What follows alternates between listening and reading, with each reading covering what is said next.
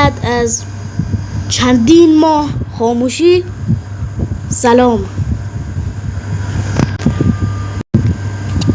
از اونجایی که من همیشه اسکین داشتم اما اصلا الان یه وضعیتیه که اصلا به این که اسکینمو بزنم فکرم نمی‌کنم و فقط اومدم همینجوری این ویدیو رو بگیرم چون هیچ ایده‌ای برای این ویدیو ندارم.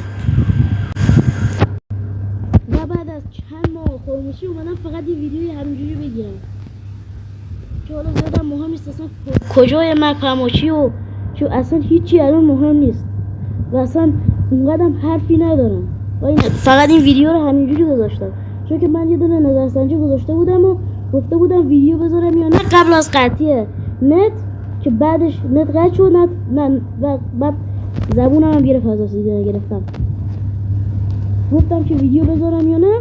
شما بعضیاتون گفته بودید ویدیو بذار و بعضیاتون گفته بودید نذار ولی خب من اومدم همینجوری این ویدیو رو ضبط کنم و بگم هی من زندم.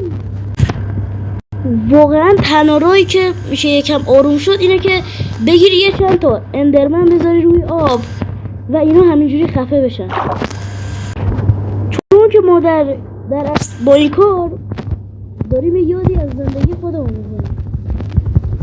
واقعا اندرمن رو نمیشه اینجا تو آب گذاشت ولی آدم ها رو میشه تو لاوا هم گذاشت.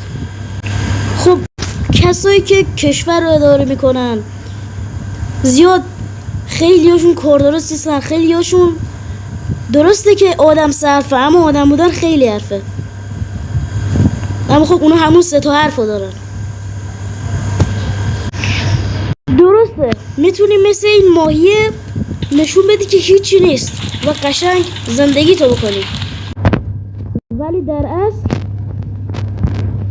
شما یه اندرمنید که دارید پاره میشید. ولی خب فقط شما نه، من باید برم خود تو سرم کنم اگه بگم فقط شما اینجوریه.